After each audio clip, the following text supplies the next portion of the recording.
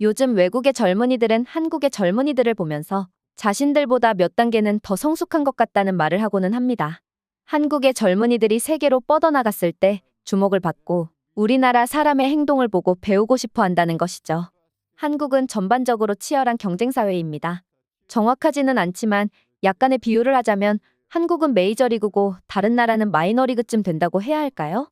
때문에 한국인들이 해외에 나갔을 때 한국인들의 저력이 그제서야 돋보이기도 합니다.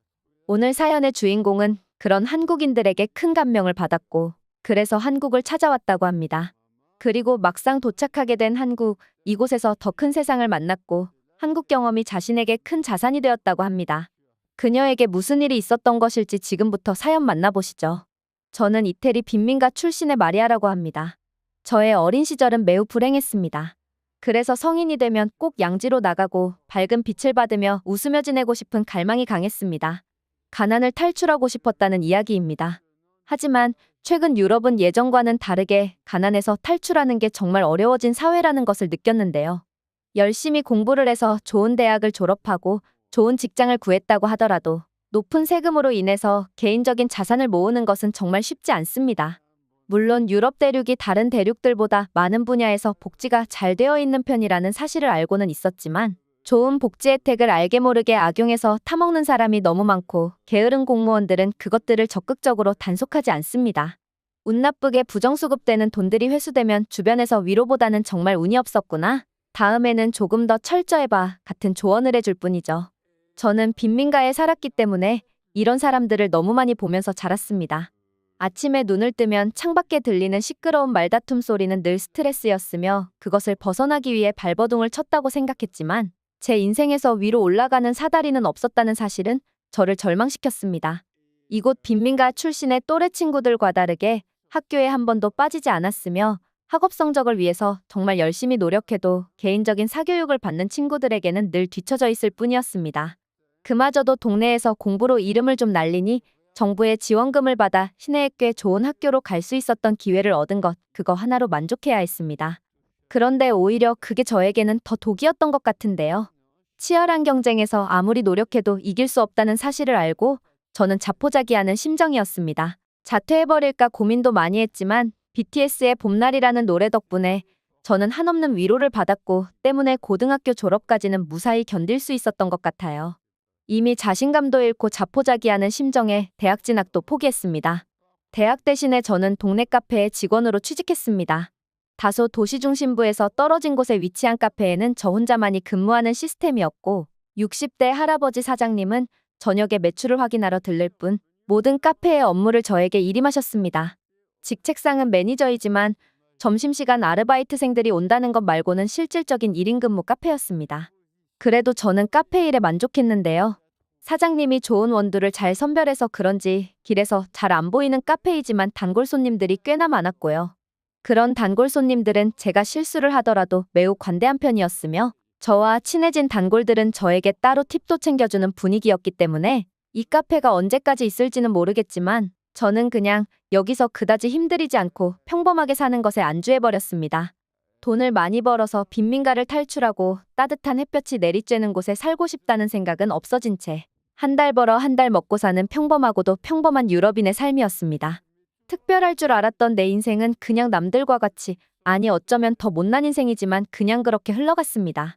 그러다가 저희 카페에 낯선이가 찾아왔습니다. 그들이 보여준 광경은 저를 놀라게 했으며 저는 적잖이 충격을 받았죠. 제가 근무하는 카페는 관광지와도 많이 떨어져 있고 대부분 단골 손님 위주의 영업을 하는 곳이라서 새로운 사람이 오면 늘 반갑게 인사를 하고 단골로 만들기 위한 노력을 하는데요. 이국적인 외모의 남자 2명이 카페로 들어왔습니다. 순간 멈칫했죠.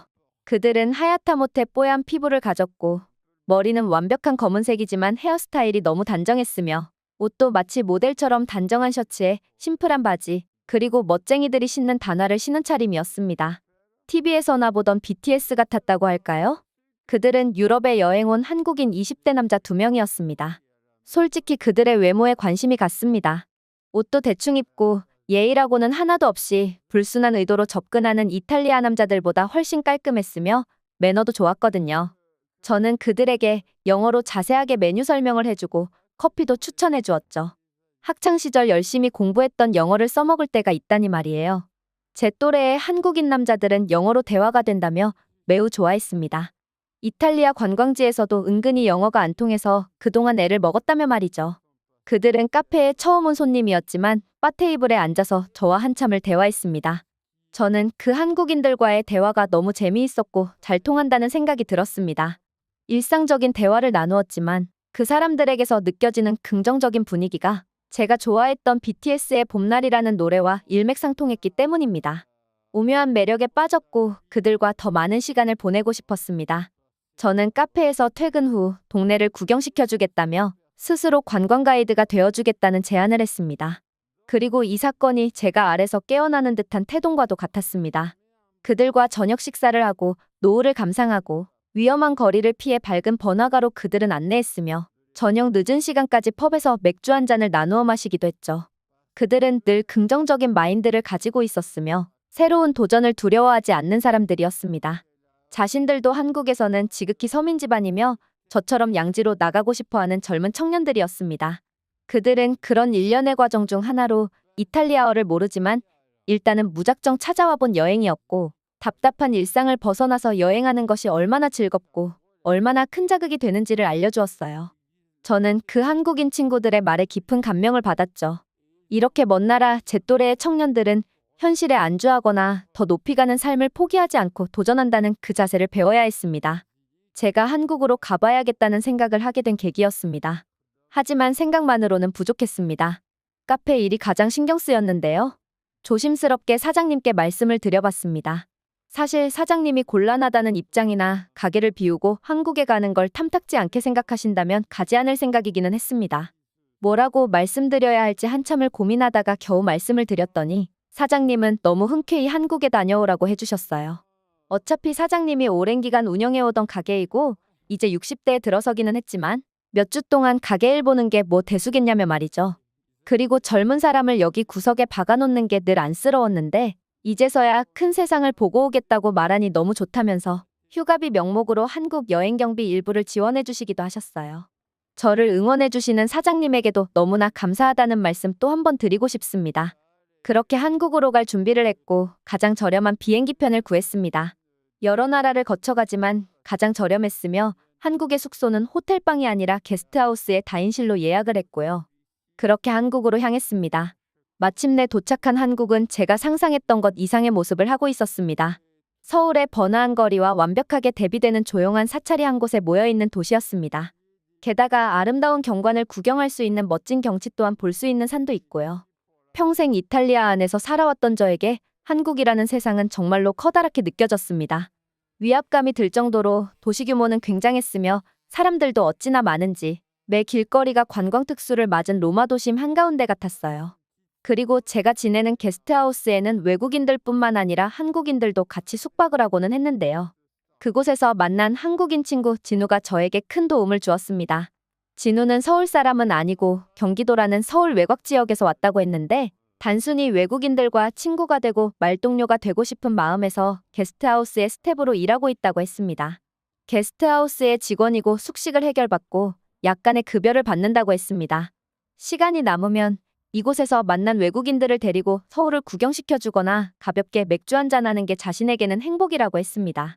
진우도 역시나 해외에 나가서 멋진 경험들을 해보고 싶지만 집안에서 해외여행을 실컷 보내줄 정도로 잘 사는 집안도 아니고 자기도 학생이니만큼 아직 해외여행은 무리라는 생각에 한국 내에서 생각의 폭이 커지고 다양한 간접 경험들을 들을 수 있는 곳이 어디 있을까 찾다가 게스트하우스 직원이 되는 것을 선택했다고 했어요.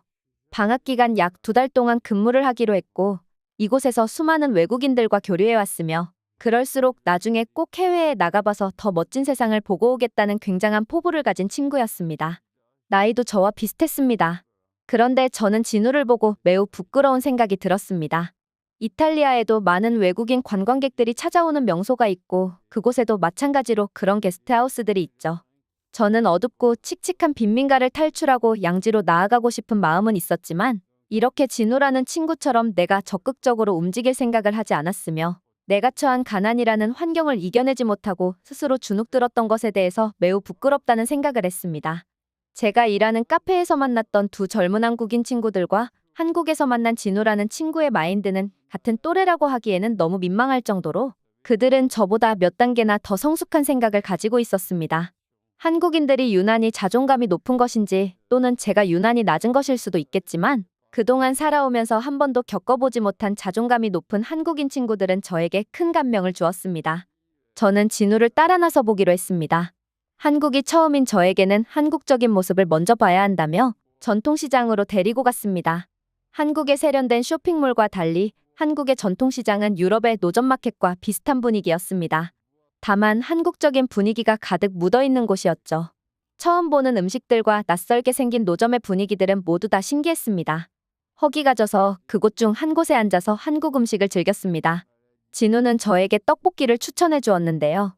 특히 여성 외국인들이 떡볶이를 먹어보고 싫다고 말하는 사람은 없었다며 저도 좋아할 것이라고 하더라고요. 그렇게 처음으로 떡볶이를 먹어봤습니다. 이런 음식이 있었다는 것은 알고 있었는데 너무나 기대가 되었죠. 매콤한 맛에 조금 놀라기는 했지만 중독성 있는 맛이었습니다. 떡볶이를 먹자 웃음이 났습니다. 어제까지만 해도 이탈리아에 있었는데 지금 내가 한국 어딘가에 앉아서 이 음식을 먹고 있는다는 그 자체가 신기했고 이제서야 한국에 온 것이 실감났기 때문이었죠. 그리고 가장 한국적인 장소 한옥마을에도 가봤습니다. 높은 언덕길에 쭉 이어진 한국의 전통 가옥은 정말로 멋졌습니다. 너무 아담하고 예쁘고 그리고 사진 속에서나 보던 멋진 풍경이 눈앞에 펼쳐졌습니다. 이미 그곳에는 수많은 관광객들이 거리를 가득 메우고 있었으며 이곳이 한국에서 가장 매력적인 장소 중 한 곳이 맞다는 생각이 들었습니다. 그리고 길 중간중간에 열려있는 각종 기념품 상점에서 기념품도 챙기고요. 무엇보다도 카페 사장님께 선물해드릴 기념품도 그때 구매했습니다. 진우가 안내해준 지극히 한국적인 모습은 정말로 매력있었습니다. 화려한 도시 속에 이런 한적한 분위기 속 옛 모습을 그대로 간직하고 있는 한국은 정말로 매력있는 곳이 틀림이 없습니다. 그리고 저녁 시간 진우와 더 깊은 이야기를 나누었는데요. 한국 사회에 대한 이야기를 나누었습니다. 그리고 진우 또한 이탈리아 사회가 어떤 곳인지 이야기를 듣고 싶어 했고 의도치 않게 두 나라에 대한 비교들이 시작되었어요. 이탈리아와 한국은 경제적으로 비슷한 수준이라는 내용을 알고 있었는데 두 나라는 매우 달랐습니다.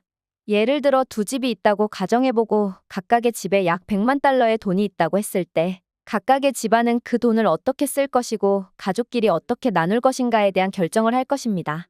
그리고 나중에 둘을 놓고 비교해보면 그 100만 달러를 어떻게 사용했는지 확연하게 다를 것입니다. 한국과 이탈리아도 마찬가지였습니다. 한국과 이탈리아는 가진 돈이 비슷하고 두 나라는 각각 투자하는 분야가 매우 달랐습니다. 우선 전반적인 생활 환경에 대해서는 한국이 훨씬 더 우수했다는 생각이었습니다. 길거리 치안부터 해서 공공시설 인프라를 포함한 것들 말이죠. 때문에 한국 사람들이 해외에 나가서 실수하는 것들이 밤늦게 조심성 없이 돌아다닌다는 것과 해외에 거주하는 한국인들은 그 나라의 답답한 일처리 속도에 많은 어려움을 겪는다는 사실을 알았습니다. 외국인 입장에서 한국에 오면 이런 부분들이 너무 부럽고 대단하다는 생각이 드는데 한국인들도 한국의 장점을 정확히 알고 있는 듯 했습니다. 그리고 한국에서는 높은 교육열 때문에 많은 사람들이 치열한 경쟁 속에 산다고 했습니다. 제가 교육받기로는 한국은 지리적인 이점도 별로 없고 주변국들과 끊임없이 경쟁해야 하는 힘든 구조 속에서 엄청나게 발전과 자산을 축적한 나라라고 알고 있었는데 한국의 그런 높은 교육열 때문에 한국이 발전할 수 있었다는 사실을 알고 있었습니다. 그리고 그런 문화 속에서 살았던 진우는 학업 스트레스나 기타 사회에서 경쟁에 치여서 가끔은 자신을 되돌아볼 시간이나 재충전을 하기 위해서 젊은 사람들이 해외여행을 많이 선호한다는 이야기를 해주었습니다. 어떻게 보면 제가 처한 상황과 비슷했습니다. 다만 저는 일은 포기를 했다면 한국인들은 재충전의 시간이나 자신을 돌아보는 시간을 만들어서 다시 힘을 내고 앞으로 나아간다는 점에서는 저와는 너무 달랐습니다. 저와 대화하는 진우도 마찬가지였습니다. 그 친구의 속사정을 알고 나니 나만 세상에서 불쌍한 사람이라고 생각했던 것이 부끄러웠습니다. 진우는 어릴 때 아버지가 돌아가셔서 어머니가 자신과 동생을 혼자 키워오셨다고 했어요. 그래서 친구들이 다니는 사교육도 많이 못 받은 편이었고 인터넷 강의 하나만 의지한 채 학교 이외에서 추가적인 공부를 하며 겨우 서울에 있는 대학에 진학할 수 있었다고 했습니다. 그리고 이렇게 방학 기간에는 게스트하우스에서 근무하며 숙식도 해결하고 새로운 경험도 쌓고 다시 학기가 시작되면 그때 사용할 용돈도 미리 벌고 있는 중이라며 저와 비슷한 또래의 친구가 맞나 싶을 정도로 너무나 성숙한 생각을 가지고 있었습니다. 저는 진우 앞에서 저희 부끄러운 마음을 고백했습니다.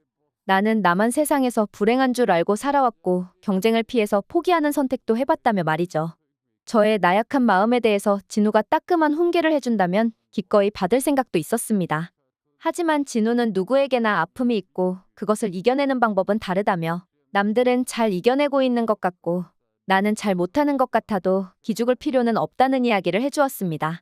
지금 그래서 이렇게 한국이라는 나라에 도전하기 위해 왔고 이렇게 국적이 다른 우리 둘이 이야기를 하고 있지 않느냐며 저에게 큰 격려의 말을 해주었습니다. 그렇게 생각이 많아지는 술자리였습니다. 그 뒤로 제가 게스트하우스에 머무는 동안 진우는 저에게 한국의 다양한 곳들을 구경시켜 주었습니다. 저는 한국의 엄청나게 발전된 모습 그리고 편리한 모든 인프라들을 한 번씩은 경험해봤던 것 같습니다. 그렇게 놀라운 세상을 구경했음에도 불구하고 저는 한국 사람들의 내면이 정말 단단하다는 것을 느끼는 여행이 되었던 것 같습니다. 한국의 다양한 볼거리도 추억이었지만 한국 사람들의 단단한 내면을 보고 온 것이 저에게는 더 큰 자극이 되었으며 저를 한 단계 성숙하게 만드는 계기가 되었거든요. 한국 여행을 마치고 다시 이탈리아로 돌아왔고 다시 카페에서 일을 하고 있지만 저는 퇴근 후 공부를 하고 있습니다. 한국에서는 퇴근 후 공부를 하는 사람들이 많다고 하는데 한국인들을 본받아서 저도 노력하는 삶, 경쟁에서 이기는 삶을 살아볼까 합니다. 그리고 이렇게 목표가 생기니 카페 근무도 더 열심히 하게 되었고요. 그리고 카페 사장님도 한국에 다녀오더니 한 단계 성숙해진 저의 모습이 보인다며 제가 무엇을 하든지 응원해주겠다는 말씀도 해주실 만큼 남들이 보기에도 한국에 다녀왔던 저의 경험이 저를 성숙하게 만든 것이 맞다는 생각이 듭니다. 제 스스로를 되돌아보게 만들어주고 한 단계 더 성장할 수 있는 사람이 되는 것에 큰 도움을 준 한국이라는 나라에 너무나 감사한 마음입니다. 그리고 내년에 진우가 이탈리아에 놀러 오겠다고 약속을 했는데 진우가 오게 되면 저 역시도 훌륭한 관광 가이드가 되어주려고 합니다. 아직 해외 경험이 없으신 분들이라면 저처럼 긍정의 에너지를 받아올 수 있는 한국 여행 추천드리면서 이만 글을 마치려고 합니다. 감사합니다. 오늘의 영상은 여기까지입니다. 그리고 지금 화면에 나오는 영상을 아직 시청하지 않으셨다면 지금 바로 시청해보세요. 재미있는 다음 사연이 기다리고 있습니다. 감사합니다.